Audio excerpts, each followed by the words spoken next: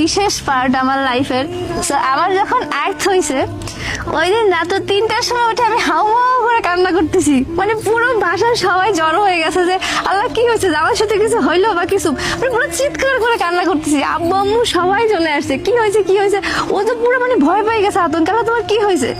তো তখন আমি বলতেছি এরকমের যে তুমি আমাকে বিয়ে করো যাই করো, এখন আমি আমার ভাইরা ছাড়া কোথাও যাবো না, তোমার সাথে আমি সারা দুনিয়ার যেই খেলে যাই, আমি আমার ভাইরা ছাড়া কোথাও থাকবো না। এই জিনিসটা আমিও তোমাকে তোমার ভাই ছাড়া আলাদা করবো না, সেটা তুমিও জানো। আমি তো তোমাকে সেটাই বলছি, তুমি যেখানে যাবা আমি তোমার ভাই তোমার সাথে যাবো, মানে আমার সাথে থাকবে, এটা সবসময় আমিও বলছি। ওর সাথে আমার সব থেকে ভালো বন্ডিং এর জন্য এইটাই যে ও আমার ভাইকে সবসময় আমার সাথে রাখে, এবং আমার লাইফের একটা ডিসিশন যে আমি যতদিন পর্যন্ত আমার ভাই আমার সাথে থাকতে চায়, বা হচ্ছে কি ওর ভাই বিয়ে করা না পর্যন্ত হচ্ছে কি ওর বউ কিছু না বলে, আমার ভাই আমার সাথে থাকবে, মানে আমরা সারা দুনিয়া, আমি যদি তোমার সাথে হানিমুনেও যাই সেখানে আমার ভাইরে আলাদা একটা রুম দিয়ে নিয়ে যাবো, এবং আমরা কোথাও আমার বাইরে ছাড়া আমরা দুইজনে যাই না, যেখানে যাবো সেখানে ও থাকবেই।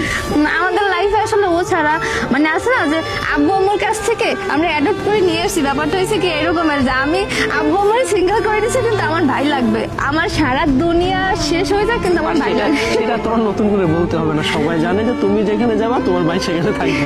আমাদের ভালোবাসা থেকে এখন কখনো দূরে সরাইতে পারবো না, আমাদের দুজনের মাঝখানে আমার ভাই একটা পার্ট, ওকে ছাড়া আসলে থাকতে পারবো না।